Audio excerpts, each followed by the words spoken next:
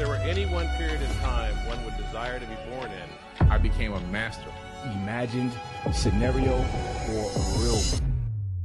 Hey everyone, it's Billy Carson, aka Forbidden Knowledge. In a world built to keep you asleep, a few are born with the fire to remember. And there comes a moment in every soul's journey where the illusion cracks, when the truth is no longer just a whisper in your dreams, but a roaring fire in your spirit. On November the 8th, in the heart of Los Angeles and on live stream, I'll be joined by my brothers Mike Rashid King and Robert Edward Grant, warriors of the mind, body, and soul. This is Manifest Destiny 2025, a gathering of warriors, seekers, and creators of the new earth. You'll leave with tools, you will leave with family, and most of all, you'll leave with the God frequency to change your life and the world around you. And there's only 800 seats available in person, and when they're gone, they're gone. So go to manifestdestiny2025.com and get your tickets today. All right, what's going on, everybody? Billy Carson here, aka Forbidden Knowledge. I'm here to talk about the big topic, 3I Atlas. Are we alone in the universe? Is there an interstellar object out there flying through our galactic neighborhood, checking us out, making trips around the sun and visiting all the planets and moons in our solar system, just taking the old vacation, isn't it? Well, a lot of people want to know, is this thing real or is it just a rock? You know, is it an asteroid, a comet? What is this thing and why is it on the particular path that it's on? And I had interviewed Avi Loeb, head of astrophysics at Harvard University.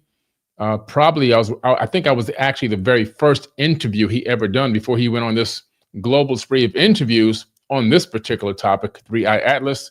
He will be on here with us in a minute. Probably most likely he'll be live from Harvard University. So we'll bring him on in a minute as soon as he logs in. I want to hop on a couple of minutes early to make sure we get the flow good, get the numbers up, get everybody getting the notifications. Make sure you guys like this video and also please share the video. Like, share, subscribe, so we can get on the algorithm and get everyone out here, all right? So what's going on? I see the live chat filling up already. I appreciate y'all. We're bringing on the head of astrophysics, Avi Loeb, here very shortly. He's pretty prompt, so he'll most likely come in right at 2:00 p.m. Eastern Standard Time. Again, he's an amazing individual, a man who is not afraid of getting canceled. You very rarely see professors and head of astrophysics at universities and the founder of, space probes and other huge projects. He founded the Galileo project. To come forth and say Oumuamua, which he talked about a few years back, was potentially an artificial object coming through intergalactic space into our solar system. And now he made some very bold statements again with this particular object. So he's going to come give us an update on this object. Everyone wants to know a little bit more about it. I've talked about it a few times. I've got my own hypotheses about it, which I'll share with you as well. But again, are we alone in the universe? I think it's highly unlikely that we're alone. I mean, if you really think about it, like how could we possibly be alone in the universe when there are so many galaxies and each galaxy has trillions of stars? And each star has, not each star, most stars have planets. So we're talking, the numbers are outrageous. The numbers are incredible, right? So if you just understand on Earth, we have so many different forms of life, even so many that we haven't even discovered yet. They just recently discovered on Earth something called extremophiles. These are life forms that don't live off of oxygen like we do. They can live off of acid. They can live in extremely harsh environments that would kill a human being. They call them extremophiles because they can live even over the vents of underwater volcanoes and take all that sulfur and toxicity in directly from the vent from the volcano and thrive. Where any other life form that we know of considered to be alive wouldn't be able to live for a few hours or maybe sometimes a few minutes in those conditions. And so there's so many ways that things can be alive. We kind of, as human beings, I think we kind of presuppose based on our perception of what a mammal is and what general life forms and insects are, that these things are alive. but we're not realizing the extent of life that exists out here. I mean, if I took an electron microscope and I took something as simple as some vegetables or some strawberries or even an apple, and I washed them off as good as I possibly can. I mean, I really washed them very, very well. And then I cut a piece and put them under electron microscope, I'm going to see all kinds of little microscopic animals on that fruit. So even if you think you're vegan, you're still eating animals. I'm talking about millions of them too, every single day. You can't get rid of it. And life is everywhere. Life is literally everywhere. And so we keep thinking, we meaning, human beings, Homo sapien, we keep thinking we're the pinnacle of creation and that the universe revolves around us. No, human beings are the new kids on the block. On a geological timescale, which is massive, we just arrived. If you can see the universe and the timescales that exist, the vast timescales, if you can see it or envision it as a clock in your mind, human beings have been here for less than 1 second on a tick on a clock. The second hand hasn't even moved a full tick. We haven't even done a full tick, and we are here. That's the vastness of the reality that we live in. We are here in a very, very small, minute, minuscule window of time. And all of our ideas, understandings, and our knowledge and wisdom is coming from this sliver, this tiny sliver of understanding. And so we have to really begin to expand our minds and realize that once we remove the ego, once we remove these egotistical eyes from even ancient text and religious text and information that we get from science, all of a sudden the information definitely changes. We can now allow ourselves to peer deeper into the information. We can allow ourselves to extrapolate. We can allow ourselves to hypothesize. We can allow ourselves to discern information far more differently than we would from the egotistical mindset. The egotistical mindset said, we're the end all be all, we're at the top of the food chain, we control everything, we have the highest technology, we're the best, blah, blah, blah, blah. But once you remove that ego and take away the presupposing that this is the highest level of civilization that has ever existed, once you take that away and put it in a little box, I promise you, you won't get hurt, you won't feel any pain, you won't suffer in any kind of way. Just remove that.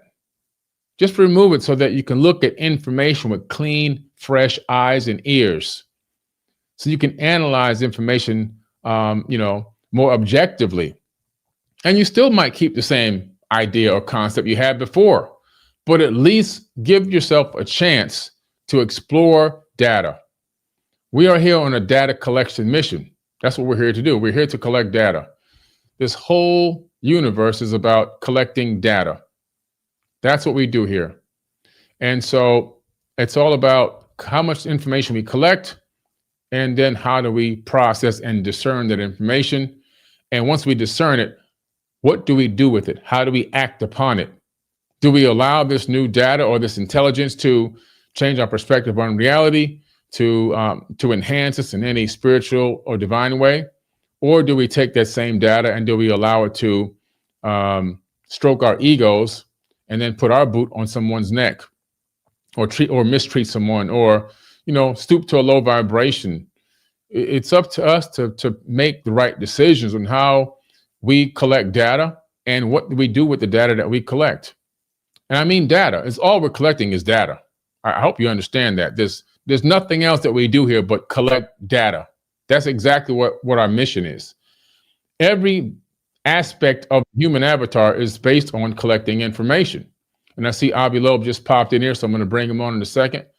Every aspect of the human avatar body is based on collecting data. We have our brain has friends, our sensory perception system, seeing, hearing, tasting, touch, smell, so forth and so on, our sensories, right? The senses go out and collect information and send electrical signals back to the brain. The brain then sorts it all out. The friends themselves really don't know what they're interacting with. They must send the data to the brain. The brain then takes the data and projects it into a vision in our mind as a holograph, if you want to say, that tells us what's going on out here. And that's how we navigate the third dimension. So there's so much more going on than we can just see with our senses and even some of our technology. So we're getting a sliver of reality in the universe. But without further ado, I'm going to bring on the man, the myth, the legend. He's now a living legend. He's the founder of the Galileo program or project. He talked about Oumuamua many years ago. One of the very first people at a high level that I saw that came forward and wasn't afraid to talk about some of these objects being interstellar, intergalactic, and maybe potentially being artificial. We're going to bring on Avi Loeb. Hello, sir.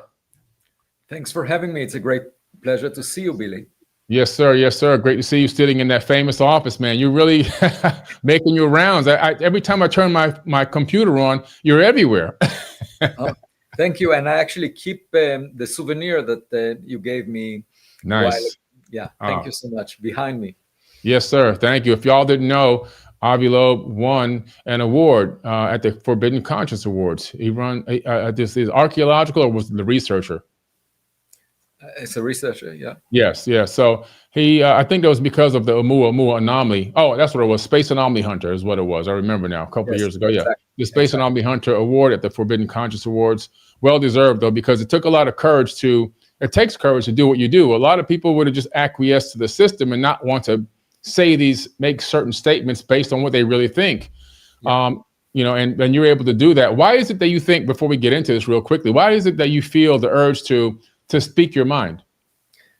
Well, first of all, I wanted to thank you for your trust, and I hope to fulfill it. I am interested in seeking the truth, and that means that we should be humble. We should have a sense of humility. Many of my colleagues feel that they know it in advance, and they don't need any evidence that may actually not line up with what their past knowledge is. So I see the only reason for us to enjoy life is by learning something new. And that we can find by identifying anomalies, things, evidence that does not quite agree with what we thought. And it's an opportunity to learn. And being a scientist, for me, is a privilege of maintaining our childhood curiosity. As a kid, I was always asking questions, and I wasn't worried about my reputation or my, getting some things wrong. But in the process of trying to understand what things are, eventually you gain new knowledge. And the problem with the adults in the room, and I see a lot of them right now around me, is that they pretend to know the truth in advance, or they have some prejudice, or some hidden agenda. They're trying to accomplish something, to glorify themselves. Usually it's associated with their ego. And as a result of that, they're not open-minded. They're not willing to learn something new. And not only that, but they're actually attacking whoever is trying to deviate from the beaten path. And that is really unfortunate, because it suppresses innovation in science. Mm-hmm. I believe that nature is far more imaginative than we are. So whatever Hollywood script writers wrote about science fiction is actually not as imaginative as what we might find if we were to look out. And that's why I established the Galileo project that is collecting new data from 3 observatories. The last one was just established in Las Vegas, and I mentioned it on the Joe Rogan show just a couple of days ago. Yeah, I saw that. What an amazing interview, by the way. Congratulations. I mean, you just keep astounding us with this, with your courage. I mean, it really takes a lot of courage, and I honor you for that, because as myself, I have to have courage to do what I do, because, you're going to get some people who love it, but you're going to get some people who hate it, but we just keep plugging away. So it's an honor. Well, it's, we live for such a short time.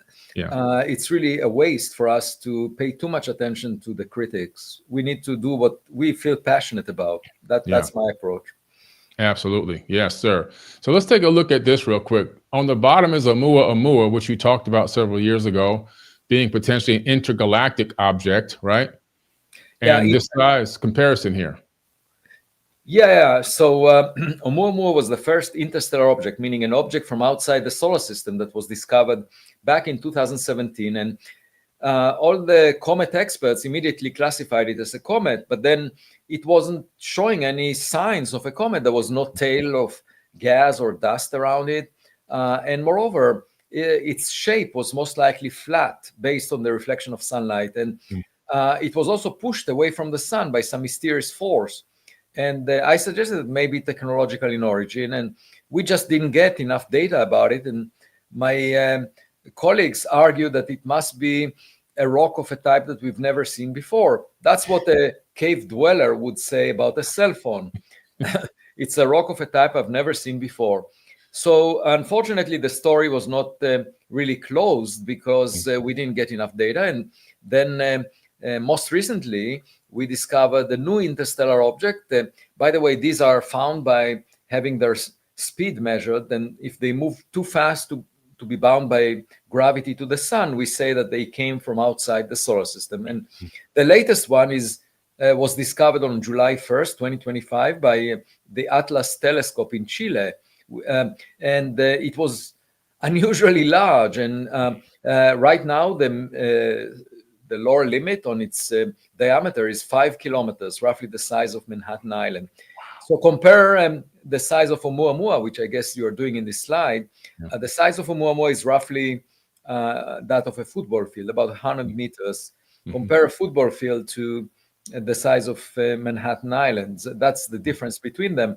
And the new one is 1 million times probably more massive than Oumuamua, at least 33 billion tons. And I did a calculation as soon as it was discovered. We went with, it was July 1st, and then July 4th is the holiday. My wife wanted to go for a vacation, but I couldn't really enjoy the vacation until I submitted a scientific paper, which basically said that it makes no sense that such a giant rock would have been delivered to our backyard from interstellar space, because there isn't enough rocky material to deliver that every decade. And also, we should have seen 1 million tiny objects like Oumuamua before seeing such a big one. And so that was the first anomaly about this object. But then it turned out that it's moving in the plane of the planets around the sun to within 5 degrees, sort of like you would expect for a reconnaissance mission that is trying to probe the planets. In a way, it's a blessing because it means that the object spends a lot of time in the vicinity of the planets. And it came close to Mars on October 2nd, and then it will come close to Venus within a week, and then it will eventually come close to Jupiter on March 16th, 2026. And because we have orbiters around Mars and Jupiter, we can actually observe it. And the same is true from the vantage point of the Earth. It will come closest on December 19th. And that's when we hope, just 6 days before Christmas. My hope is that, it will not deliver any gifts to us on Earth, in the sense that something that we don't want it to do, because it has a lot of, it has 9 anomalies. The most recent ones are from yesterday. It came closest to the sun on October 29th, a couple of days before Halloween. And it became extremely bright, much faster than any other comet that is known to us. So its brightness rose very rapidly recently. And moreover, we see it being bluer than the sun. It appears to various observatories that are moving around the sun as if it's bluer than the sun, which is really an anomaly. We don't know how that is possible.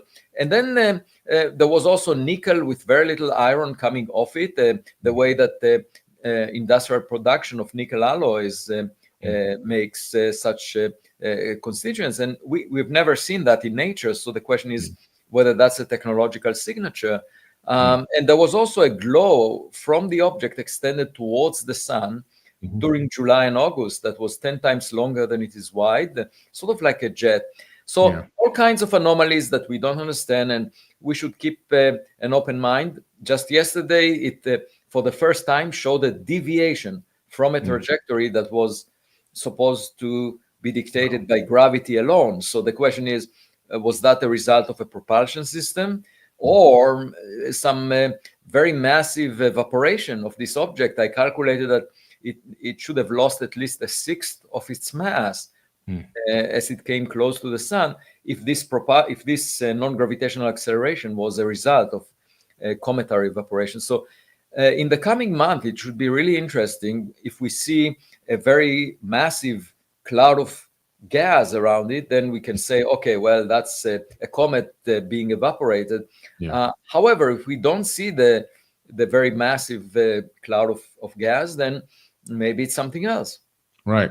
Now, a couple of things real quick before you go. I know that it had this, like you said, this gas or this flow or something coming out of the front. Right. Do you think that was for like slowing it down as it approached the sun? Probably not, because we haven't seen it changing course. There were 4,000 data points from 227 observatories on Earth. And I studied them with two of my colleagues, and we found that during the 5 months preceding the closest approach to the sun, it didn't change course. It just followed the path that was expected. Only yesterday there was a report for the first time that it's changing course, and so it's not clear what if it's indeed designed by some intelligence out there. It's not clear what the purpose of that was, and if this intelligence is higher than ours, then obviously we behave as ants in the crack of a pavement, looking at a biker that passes by. We can't really figure out what it's all about, but that's the beauty of getting more data on it in the coming months, so that we can learn something. And it's really fascinating. And there is a huge interest in the public. For example, the podcast with Rogan got 1.5 million views within 2 days. Wow. So this subject is of great interest, and I heard from a lot of parents that told me that their kids are now excited to become scientists as a result of watching all these discussions about 3I Atlas. That's incredible. And okay, and just one last question. So this is incredible. This is just mind-boggling how this now this object is obviously, so it's going to move. Is it going to go around the sun and then go head back out into, do we know the trajectory of where it's going? Yeah, so that's in case it will not maneuver. A technological object like a spacecraft could maneuver, and the optimal point for it to maneuver is when it's closest to the sun. And actually, this object started displaying some maneuvering, so we don't know how it will go. But if it wouldn't deviate much from the original path, then it will come out of the solar system, very close to Mars, for example. So it came very close to Mars, and then Jupiter on March 16th. These are coincidences that are very unlikely, and there is actually a spacecraft near Jupiter that could come close to it or observe it, and I look forward for that data. Yes, there is also the coincidence that it came from the same direction in the sky where the WOW signal, the radio signal that was detected in 1977, was found, and that was an enigmatic radio signal that we never understood where it's coming from. It was inferred to come from a source approaching us, and that direction was within 9 degrees of where 3I Atlas came from, and the chance of that happening at random is 0.6%. And so I contacted a lot of radio observers and encouraged them to look at 3I Atlas, and a few days ago I received a confirmation that they will do so. And also the Juno spacecraft around Jupiter has a radio antenna, so we will see if there is any transmission, but so far there was no report about it. Okay. It would be incredible, because in 1977, which is, by the way, the year I moved to Florida, I was 6 turning 7 years old, when I saw something fly over my backyard that I couldn't explain as a little child. But kind of crazy that this happened in 1977. But this object, or this signal, was about 1,800 light years away. So if this did come from that direction and it took off around the same time we saw this, or we picked up this radio signal, They might add FTL if it's artificial, because they would have had to clear a lot of space in a very short period of time. So many questions coming from this thing. So many incredible questions. What is this? What's going to happen? You know, is it going to use the sun and move out to deep space, or where's it going to go next? Right. But it's an exciting time to be alive. It is exciting, especially for the public and people who are willing to learn. But also, I'm in contact with members of Congress, and because if we ever get visited, we have to decide how to respond to that. It's a matter of international security, and Yes. I don't expect politicians to do much about it until the first encounter. Once we have clear evidence that we're dealing with alien technology, everything will change. And my hope is it will bring us to a better place, because we would realize that we, all humans, are in the same boat, and we better cooperate rather than engage in conflicts the way we are right now. And so my hope is that this would deliver a messianic message to us Earthlings, and it will make the future better than the past. Absolutely. Avi Loeb, thank you so much, brother. I really appreciate you. Thanks for taking the time out of your busy schedule. Thanks for having me. It's a great pleasure, always. All right. Beautiful. Till the next time. That was Avi Loeb, head of astrophysics, Harvard University, the founder of the Galileo Project. The man has dedicated his life to learning and educating about what's going on outside of Earth, what's going on within not only our solar system, but within the galaxy and even within the universe itself. Great human being, great man. He's very courageous, not afraid to speak his mind, not afraid to go against the mainstream. And he brought up a very good and valid point there at the end, where he talked about what happens if there is a first contact. This is what we have to be prepared for. When I say we, I'm not talking about the government, because we know what the government wants to do. They want to fire a Hellfire missile at this thing. They want to hit it with a scalar beam and see if they can bring it down. They'll want to see if they can dissect it and take it apart. Like if you parked your car in the hood and you came back out and your four wheels or your four tires were gone because somebody stole them and left you on blocks. That's what they want to do to it. They want to break it down, steal it, take it to a chop shop, and go ahead and reverse engineer the technology so they can make weapons and other technologies out of it that they can then monetize against humanity. That's what they want to do. But the question is, what do we want to do? We meaning 8 billion people. At some point, this is why I keep telling you, we have to take back control of this planet. We can't keep allowing these elite oligarchs and these polytricksters to run and control all decisions made, because these people work for us. We don't work for them, but we keep allowing them to put their boots on our neck, and we do it through our own collusion of cooperation, inclusion, and going along with their plan. We allow this to happen because we acquiesce to their demands, when in true reality, we should be making the demands against them, because they are our employees. But they flipped it on us psychologically. They have the reverse psychology operating within us, and they'll come and tell us that if we don't do what they say to do, they'll lock us up. So that's where we are right now, and that puts a lot of fear in hearts of people. And fears, once a person has fear in their heart, you can control and manipulate them to do anything you want. It's the greatest tactic for manipulation since the beginning of time, fear. That's why religious organizations use fear, fear of damnation. All these, they can manipulate you. All these polytrickster systems, they put you in fear. If you don't pay this special bill that we're going to send you from taking money out of your taxes, even though we're going to take money out of your taxes, then we're going to tax the food you buy with the taxed money. We're going to tax the fuel that you buy with the money you already pay taxes on.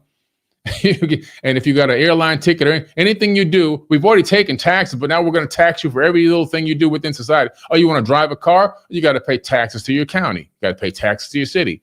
Everything is taxed. It's like taxed to 10x. But if you don't do it, then all of a sudden you're in trouble.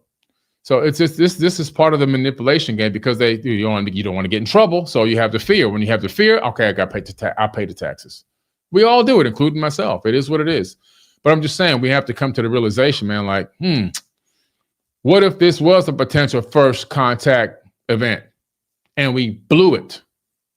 Because on their nearest flyby, after sending this signal out in 1977, 1,800 light years away, from traversing the vast distances of light years across space and time to get to us to say hello.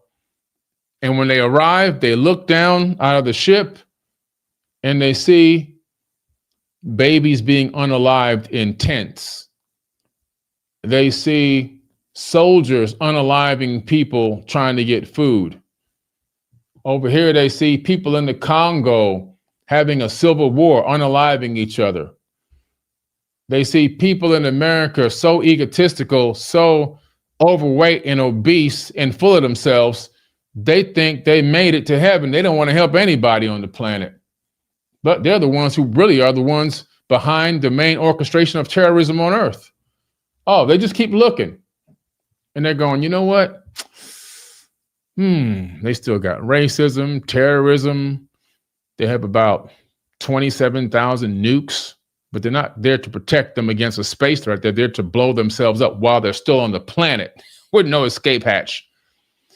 Yeah, this was a hell of a wasted trip. 1,800 light years for nothing. For nothing. So if they don't come knocking on our door, don't be surprised because we blew it. We blew it. I was going to a Miami Heat game. This is probably now going back, I don't know. This might have been 20 years ago. And this is when Liberty City, before Liberty City was gentrified.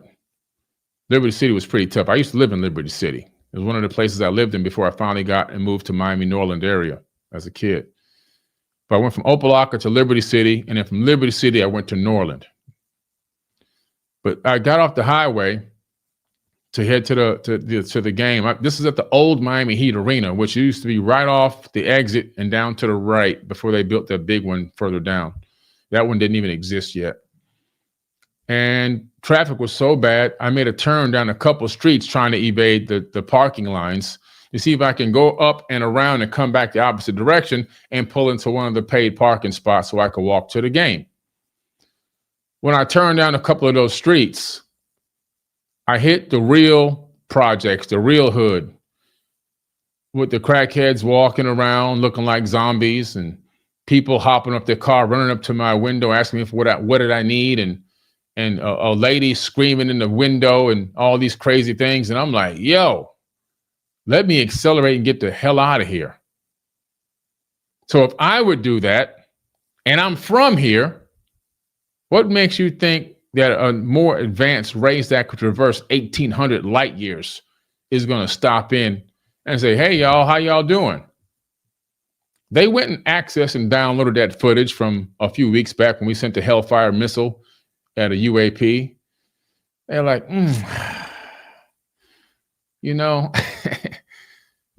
I don't know, maybe. Hey, let's vote on this, guys. What do y'all think? Now, keep in mind, a ship that large, and I'll pull it back up real quick before I get out of here. This is a size comparison, as I had Avi Loeb on here to authenticate this is a real size comparison. 3i Atlas versus Oumuamua, both of them potentially artificial objects, potentially. All right, and Avi Loeb has stated this. He rates both of these as potentials, high probability potentials as not being rocks. Look at the size of 3i Atlas. Now, just think to yourself, how many people live in Manhattan? Okay? You know what? Let's find out. Let's ask ChatGPT real quick. How many people live in Manhattan? Let me look this up. How many people live in Manhattan, New York? Let's see here. Let's see what this thing say. I'm really curious now. Okay. So 1.63 million. So 1.6 million. 1.6 million people live in Manhattan. And this thing is a little bit bigger than Manhattan. That's pretty damn big.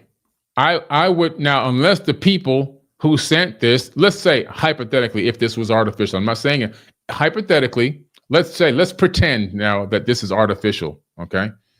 And let's pretend that the people that sent this or are on it are not humanoid size, like earthling size. Maybe they're 30, 40 feet tall. And then this thing would still hold at least 700,000 people. All right. Take away spot places and for space for compartments and engines and areas inside that need to be there for whatever particular purposes and reasons. Maybe this thing can comfortably fit 200,000 people, you know, relative size, anywhere between 10 to 20 feet tall.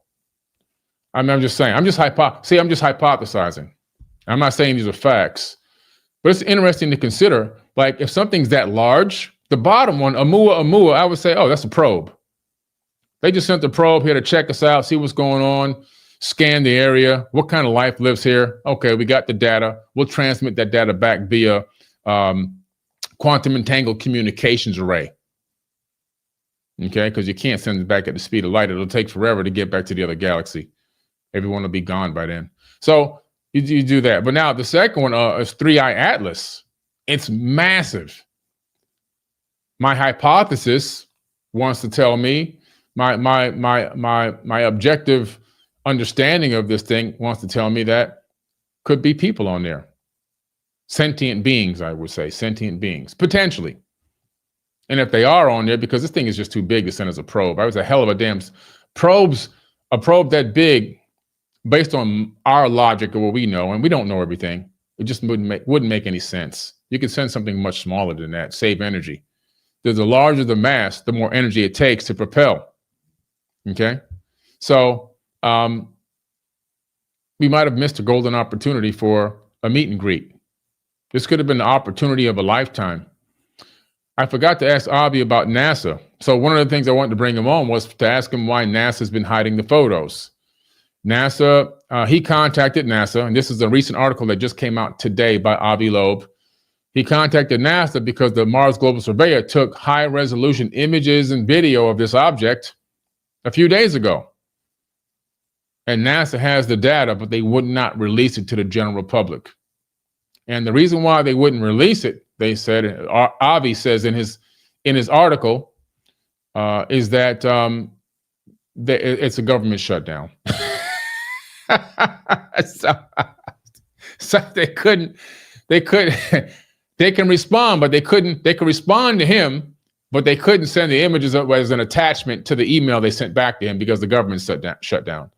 So that's one of the things I brought him on for. So his article is out there. You can look up his article. He writes articles almost every week.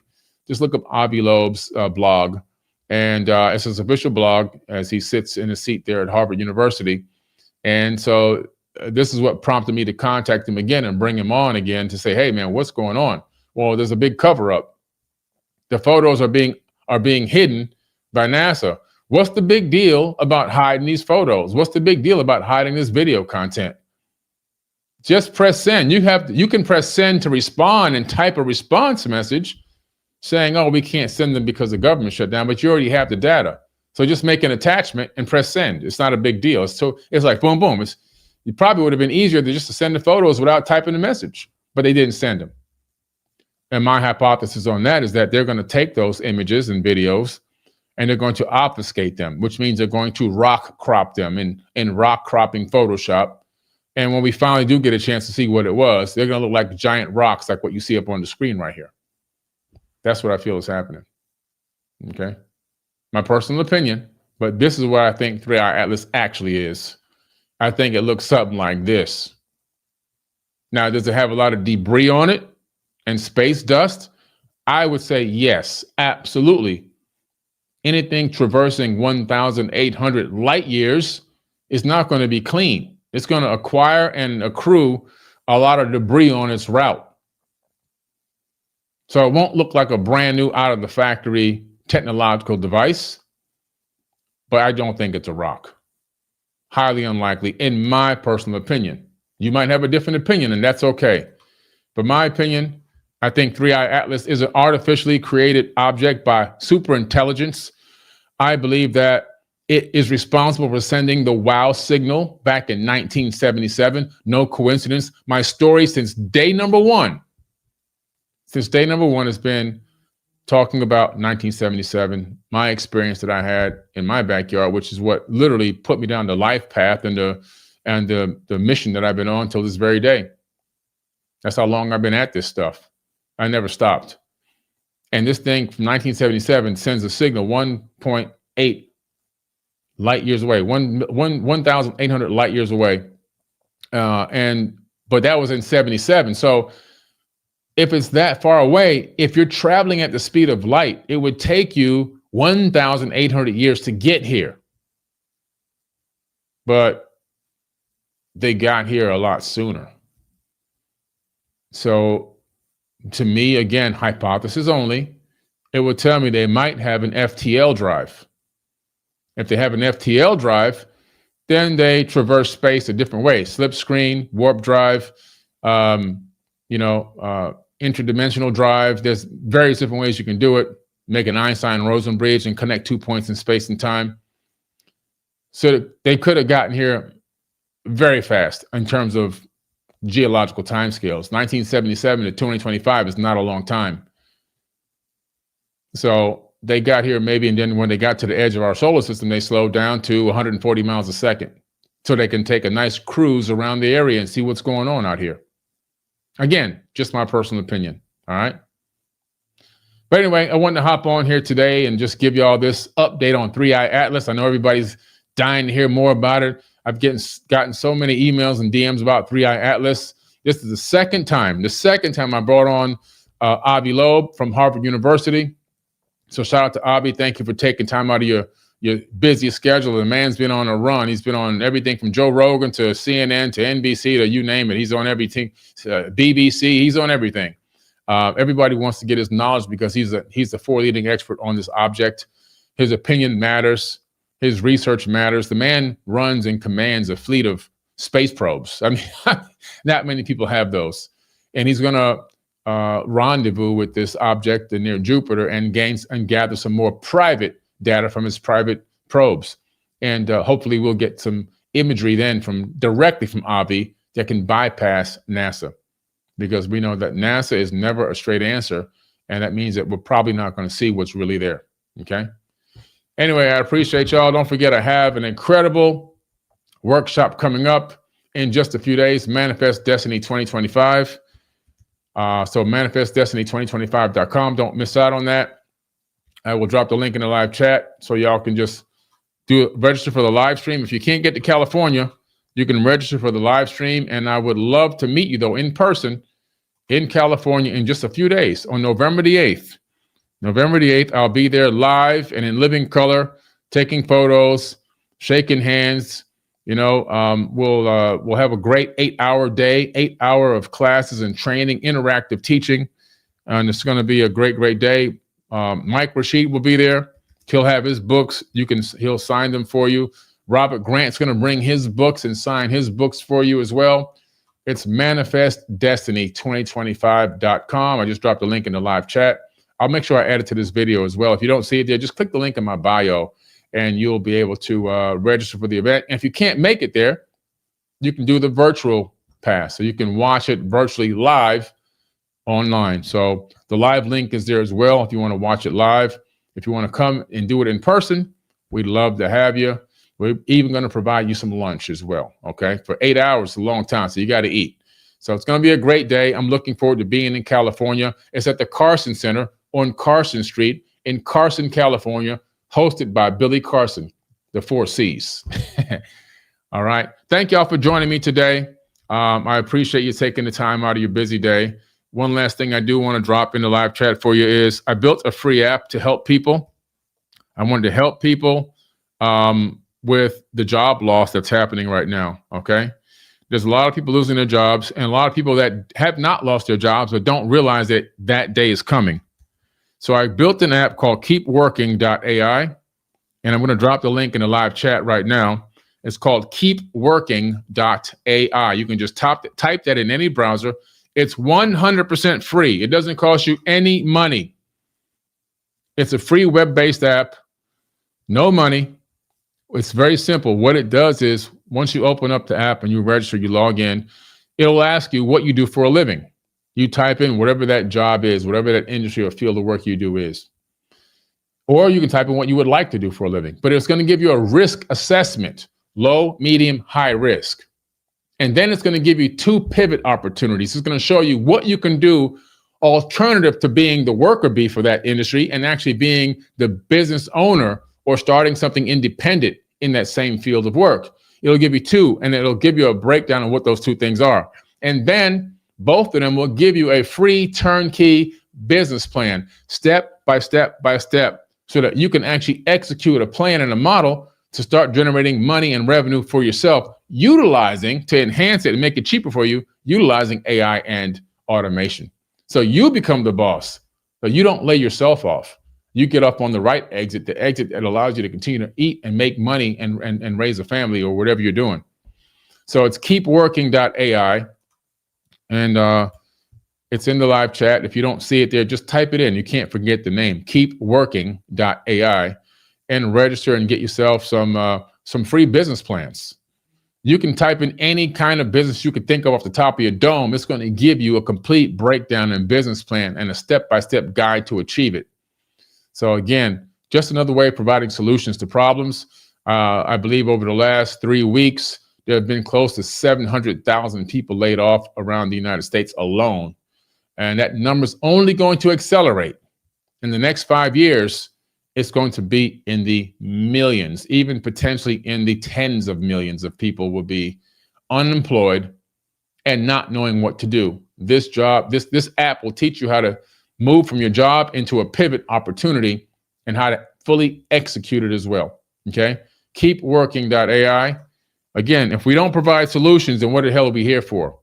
So I dedicated my time to building this app for everyone so everyone can have an opportunity to potentially find a way to still make money and earn money for their family while we're living in this financial matrix. Because the last time I checked, every time I do this, it costs money.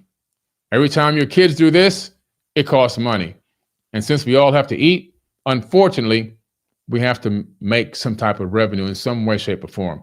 So this might be able to save you. It might be able to help you come up with some great ideas and see something you can pivot into and stop being the slave of a system, and you become the boss and you control your own destiny. All right.